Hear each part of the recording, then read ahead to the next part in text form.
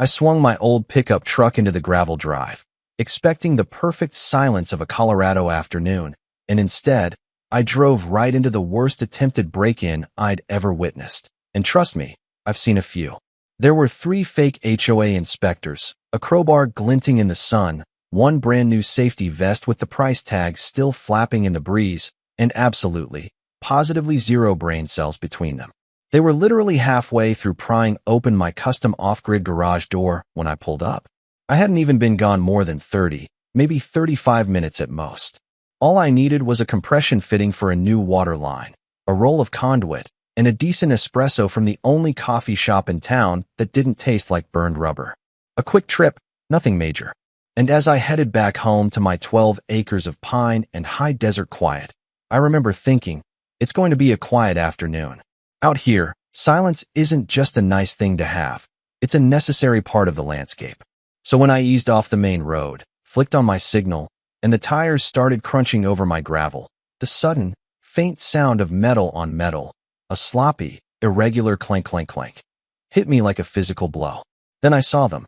The main guy, wearing a dusty helmet that was far too shiny for any real work, had his feet planted wide, wrestling a heavy crowbar under the corner of the garage door like he was attempting to open a high-security clamshell. The second guy was in the neon vest, so knew the store tag hung loose, trying to hold a clipboard with the confusion of someone who'd only seen one in a movie. And the third, skinny as a rail, was holding up his phone, filming the whole disastrous spectacle like a director working on the world's most idiotic low-budget crime flick. They were so engrossed in arguing about leverage and stepping on each other's boots, they didn't even hear my old truck idle to a stop. I slipped it into park. Silence. I opened my door, stepped out onto the gravel, and the sudden, disbelieving laugh bubbled up from my chest. It wasn't loud, just one of those incredulous chuckles you let out when stupidity reaches terminal velocity. I called out, "Hey there, boys. Is this the matinee show or the evening performance?" That finally snapped them out of their trance. All 3 froze. Helmet guy nearly dropped the crowbar. Clipboard vest straightened up like a startled meerkat. And phone guy turned around slowly, painstakingly, as if hoping if he moved slow enough, I wouldn't actually be standing there, 15 yards away, staring directly at them. For a long moment, we just stood there, the tension thick enough to cut with a knife. Me, Trent West, the rightful owner of the property, and them, the absolute worst break-in crew I'd ever encountered. And trust me, I've seen some bad ones in my day. That's when the low hum started, faint but unmistakable. My security drone, perched high on the pine line, had been triggered by the motion. It floated into the sky, silent, watching, recording every single second. And I realized something important right then. These weren't just trespassers. They were HOA trespassers, which meant whatever ridiculousness I was looking at had been orchestrated by Brenda Albright, the self-crowned queen of Pine Ridge Village. And this was only the beginning of the war she'd just started. Clipboard Vest tried to recover first. He cleared his throat dramatically. "Sir, this is a routine inspection. HOA protocol. You weren't present to grant access, so under extended jurisdiction of Pine Ridge." I raised a hand, slow and deliberate. "Stop. Stop before you injure yourself with that sentence." Phone guy swallowed hard but kept recording, his hand visibly shaking. But helmet guy, he didn't panic. No, he doubled down, the kind of man who gets more confident the more catastrophic his mistakes become. So I laid out the rules. You have 15 seconds to explain, with proper documentation, why you are attempting forced entry into my off-grid garage on my land, without cause, without paperwork, without authority, before this stops being a polite conversation. I glanced at my watch, and that's when he made the irreversible mistake. Helmet guy shifted his weight, tightened his grip on the crowbar, and raised it. Not high, but high enough to be actionable. That wasn't confusion. That was intent. I exhaled once, calm as a mountain breeze. Then I moved. I hooked his wrist, twisted hard and fast, and drove him into the gravel with enough force to knock the air completely out of his lungs. The crowbar clattered away, bouncing near my truck tire. Clipboard Vest, panicking, lunged at me, but sheer terror is a poor substitute for technique. He tripped over his own boots, hit the dirt with a miserable whump, and stayed there wheezing. Phone guy spun on his heel to run. 2 steps, 3, and forgot the shovel leaning against my woodshed. Gravity and the shovel handled the rest. In under a minute, the whole battlefield went silent. I stepped back, checked their hands, pockets, and belts. Old habits never die, and confirmed none of them had anything within reach. Then I walked to the back of my truck, flipped open the compartment, and reached for the heavy-duty zip ties I keep in every emergency kit. The kind contractors use. Strong. Secure. One by one, I zip-tied their wrists. Not tight enough to injure, just tight enough to keep stupidity contained. Helmet guy groaned. Clipboard vest muttered something about miscommunication. And phone guy whimpered. Brenda said this was authorized. She said he keeps dangerous stuff in there. Ah, there it was. The missing piece of the puzzle, delivered by a sobbing amateur criminal. I took out my phone and dialed Sheriff Bell. Sheriff, it's Trent. I've got 3 individuals on my property attempting forced entry into my garage. Negative on any weapon drawn by me, but I do have an assault with a deadly weapon on tape. Crowbar raised and ready. Yeah, they're zip-tied. They're breathing. And no, they're not going anywhere. When I hung up, I walked over to my porch cooler, sat down, and let out a long, slow breath. Helmet guy groaned. Clipboard vest whimpered. Phone guy tried desperately to avoid eye contact with my drone, still hovering above like an impatient judge. And I thought, if this is Brenda's opening move, the war she just started is going to be one hell of a story. Sheriff Donovan's cruiser rolled up about 8 minutes later. Sirens off, lights turning slow, steady circles across the pine trees. Chris moved with that quiet deliberation only seasoned lawmen possess. He took one long look at the 3 men zip-tied on the gravel, sighed the deep sigh of a man who's seen too much, and nudged the crowbar with his boot. Well, Trent, he said quietly, looks like your afternoon went sideways. It had potential for quiet, Chris, I replied, but they ruined it. Chris circled them slowly, then turned to me, his professional squint firmly in place. If this man hadn't raised that crowbar, I'd be talking to you about the zip ties. You know that, right? I nodded. I know. I don't enjoy wrestling grown men on my driveway, Sheriff. Clipboard vest suddenly tried to sit up. Sheriff, sir, this was an authorized HOA inspection. We had reports of hazardous materials in that garage. Chemicals, lithium stacks, fumes, maybe even explosives. Explosive devices? Chris repeated flatly. Phone guy chimed in, voice cracking. Brenda said if we didn't finish before he got back, the whole community could be in danger. She said he was cooking something. Helmet guy buried his face in the gravel, clearly mortified. Chris sighed again, long and deep. Let me guess, he muttered. Brenda Albright sent you. All 3 bobbed their heads frantically. Well, Chris sighed. That explains the IQ level of today's field trip. He turned back to me. You've got that footage? I held up my phone. Drone caught everything. Door frame camera, too. Time-stamped, synced, archived. They didn't even notice the blinking red light. Chris watched a few seconds, winced, and handed the phone back. All right, trespass, attempted forced entry, assault with a deadly weapon, and whatever else we dig up once I get statements. And then, because fate has a twisted sense of humor, the final act of this absurd scene arrived.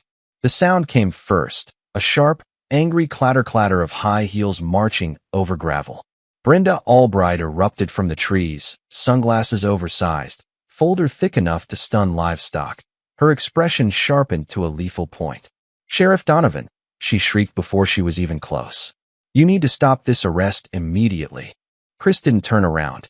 He just muttered under his breath, Here we go. Brenda stormed up, her heels punching into the gravel. These men were authorized personnel, acting under HOA directive. You are interfering with community governance. Chris raised one calm hand.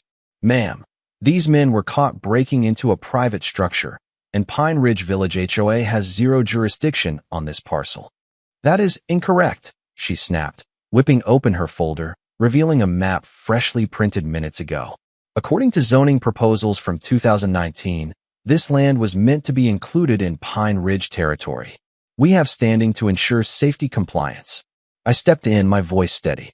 Brenda, drawing lines on a PDF doesn't give you jurisdiction. That's not zoning. That's just a delusion with a print button. One of Chris's deputies covered a laugh. Brenda pivoted toward me, furious. This garage has been repeatedly reported for suspicious activity. Chemicals, fumes, Dangerous equipment. Residents are concerned. From the ground, phone guy whispered. She told us it might be a meth lab.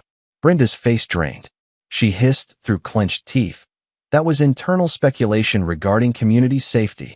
It was not intended for public discussion. Chris stepped between us. Enough. Ma'am, you are on private property without cause, and you orchestrated an unlawful entry. You take one more step toward that garage, and your name goes on the report with theirs. Silence. I leaned against my truck, folded my arms, and said calmly, "Save your breath, Brenda. You're going to need it for the deposition." Her jaw tightened. Chris signaled his deputies. And just like that, the first, messy line of this war had been drawn. After the cruiser drove away with her inspection team, the driveway finally fell quiet. Brenda stood there, rigid, jaw set, folder trembling. And beneath the rage, I caught it, fear. Not fear of me, but fear of losing control. Brenda didn't want to help the neighborhood. She wanted a kingdom. The truth behind that break-in didn't start today. It started months earlier. I'd begun renovating my off-grid garage that spring, new server racks, fire suppression, solar array hookups. Simple stuff for my line of work. But in a community like Pine Ridge, curiosity spreads faster than common sense. Brenda didn't ask me what I was doing. She asked everyone else, and every answer she got, she subtly reshaped. A lithium battery became a volatile chemical unit. A fire suppression tank became pressurized hazardous material. A server rack became military-grade communications equipment. Brenda didn't spread rumors. She structured them. She expressed concerns at HOA meetings, forwarding secondhand comments with phrases like resident anxiety increasing, potential risk to community safety, unverified reports of fumes or runoff. Soon, whispers turned into panic. Then came the phrase meth lab, always quietly, always conveniently near Brenda. She had convinced herself and a significant portion of the community that my garage wasn't a workshop, it was a threat. But if she truly believed I was running a meth lab, why send 3 HOA volunteers with a crowbar instead of the county sheriff or the fire department? The answer finally clicked. She wanted my land. That map she waved. The county had rejected Pine Ridge's expansion proposal 3 times. If Brenda could prove a public safety emergency on my property, if she could stage an inspection to document violations, she might convince the county to fold my parcel into Pine Ridge for safety oversight. She didn't break in because she hated me. She broke in because she desperately needed evidence, real or fabricated, to support a land grab. My land, my quiet, my life stood in her way. I hate courtrooms. Too many fluorescent lights trying to pretend they're sunlight. But on the morning of my civil hearing against Pine Ridge HOA, I walked in with one goal, to not just win, but to make the judge enjoy ruling in my favor. The room was packed with rubberneckers. I sat next to my attorney, Sarah Miller, a woman carved entirely out of discipline and steel. Brenda entered, marching, chin high, radiating the confidence of someone who simply rewrites history in her own head.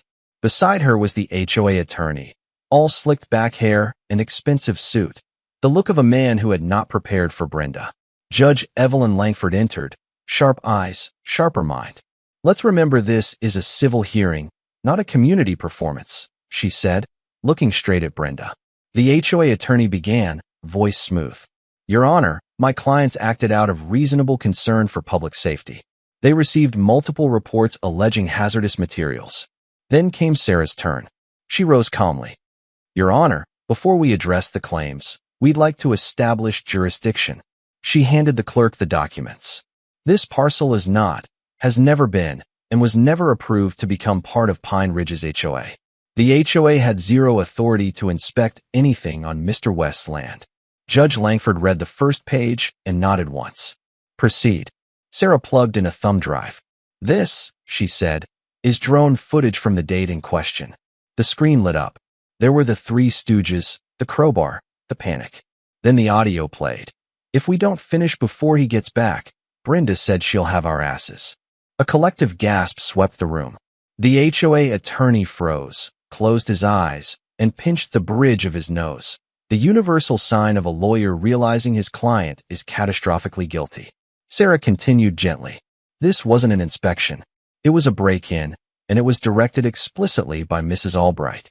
The judge cut off the opposing counsel's objection. Intent is irrelevant. Intent does not create jurisdiction. She turned her gaze to Brenda. Mrs. Albright, did you authorize these individuals to enter Mr. West's garage? Brenda swallowed. I relayed resident concerns. They acted based on community necessity. The judge leaned forward. That is not an answer. Judge Langford set her pen down with a soft click. I find Pine Ridge HOA and Mrs. Brenda Albright jointly liable for trespass, unauthorized intrusion, and willful abuse of positional authority. The murmur in the room swelled. She continued, punitive damages for this willful abuse of power and disregard for property rights will be significant. The HOA is ordered to pay Mr. West $85,000 in punitive damages. Brenda's attorney closed his eyes again. The judge added, turning her gaze like a laser sight, and Mrs. Albright is required to issue a public apology, unedited and approved by the court, to be posted on all HOA communication platforms for no fewer than 60 days. You could practically hear the molecules of dignity evacuating Brenda's body. She looked utterly exposed. The week after winning $85,000, the silence on my land was dangerous. Brenda vanished from community life entirely. No newsletters, no mass emails, not even a peep about trash cans being left out. Red flag 1. People like Brenda don't retreat, they reload. Red flag 2. I spotted an unmarked white SUV outside my fence line, taking photos of my solar array. Red flag 3. A letter arrived from the Colorado Department of Environmental Health, alleging non-compliant emissions and chemical runoff. Brenda had moved to regulatory warfare, weaponizing the state. The inspector who arrived was polite, but looked embarrassed. After inspecting every battery and sensor, she sighed. Mr. West, I have no idea why this complaint was filed. Everything here is immaculate. As she left, she gave me a look I recognized from my old days. You're not being inspected. You're being targeted. The silence wasn't peace. It was the prelude. Then the digital assault began. Anonymous letters and flyers appeared in mailboxes, with grainy photos of my workshop, whispering about unlicensed chemicals and hazardous equipment. Fear, delivered postage paid. Then the real punch landed. An HOA Facebook group post titled, Disturbing Confrontation Caught on Video. It was Phone Guy's video, meticulously edited. The first half, showing them breaking in, was gone. What remained was a stitched-together clip of me taking them down, framed like I was some unhinged aggressor ambushing innocent inspectors. Worse, someone had added a deep, fake voiceover, saying, "Come back again, and there will be consequences." I never said that, but it looked real enough for the uninformed. I checked the metadata. The upload came from a fresh account, but the proxy bounce was sloppy. It passed through the CSU Pueblo network, Tyler Albright's school, Brenda's son. She'd enlisted family. Then the cheap, buzzing drones arrived, flying low over my fence, trying to spy. And my firewall log showed 5 pings. Amateur but persistent attempts to probe my network. They were escalating, and they were stepping onto my turf. I didn't panic. Before building off-grid servers, I spent a near decade in rapid deployment law enforcement, specializing in high-risk cyber-physical incidents. I didn't just know how firewalls worked, I knew how to break into them. I traced Tyler's sloppy digital footprints. His rhythm was like a drunk woodpecker. After 30 minutes of analysis, I had it. Timestamps, packet captures, malware signatures. I packaged it neatly and made a call, not to the sheriff, but to a retired colleague now consulting quietly for the FBI Cyber Division. I sent him the raw network activity. 20 minutes later, he called back, his voice tight. "Trent, this botnet is already under federal surveillance." I sat up straight. "Explain." "We've been tracking this particular botnet for months. Credit card skimming, crypto laundering, the works. And now Tyler rented it like a toy. Whoever sent those attack pulses from Colorado just stepped directly into an active federal investigation. This isn't HOA nonsense. This is federal jurisdiction." I sent him the unredacted version. Within 24 hours, my evidence was with the local cybercrime task force, who opened a preliminary case on unlawful digital intrusion originating from Pine Ridge Village. Tyler's world was cracking because he had accidentally routed illegal packets through a misconfigured proxy node that piggybacks on a federal data subcontractor. As my friend put it, she didn't escalate. She detonated. The knock came at 6:02 a.m. Not on my door, but on Brenda's.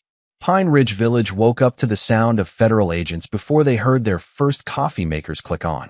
I leaned on my porch railing, mug in hand, watching the sky turn gold. I didn't gloat. My phone buzzed, a message from my FBI contact. It's underway. Keep your distance. By 7:40 a.m., the audio leaked onto the HOA forum. They took her computer, her son's laptop, and a stack of HOA files 5 inches thick. Treasurer Raymond Brewer arrived at my door, rubbing his temples. "Trent, we have a problem." He showed me the HOA credit card charges, payments to the Arizona marketing firm for the flyers, and a $5,000 charge to a digital services vendor, the processor connected to the botnet. She used the HOA card to fund a cyber attack. By noon, the emergency HOA board meeting was chaos. Raymond cornered Brenda. "You used the HOA credit card to hire a marketing firm to smear Trent, and another $5,000 to fund a botnet to attack his network." Brenda gasped. "I didn't know it was illegal." Elena snapped. "You forged our signatures on the reimbursement form." Raymond delivered the kill shot. "You tied every homeowner in this community to federal cybercrime." Brenda. The vote of no confidence was swift and devastatingly unanimous. 10 votes, 0 against. Brenda Albright was removed as HOA president. A year later, I sat in the federal district courthouse in Denver for Brenda's arraignment.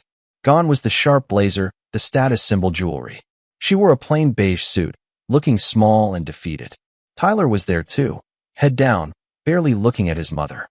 The judge read the charges: wire fraud, embezzlement of HOA funds, conspiracy to commit digital harassment, coordinated cyber intrusion through illicit botnet, and violation of federal network security policy by proxy.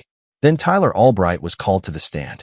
He confirmed, quietly, that his mother had pressured him, had used the HOA card, and had told him to handle the online stuff. Brenda gasped, trying to interrupt, but her lawyer held her firm. The courtroom had heard enough. The verdict was overwhelming. Brenda was given 18 months probation, community service, restitution payments, and a 5-year ban from holding any HOA position. The real punishment was the silence that followed. Raymond Brewer, the new leader, opened the books, revealing all 5 years of Brenda's financial abuse. Pine Ridge rewrote its bylaws from the ground up: term limits, mandatory audits, zero unilateral authority.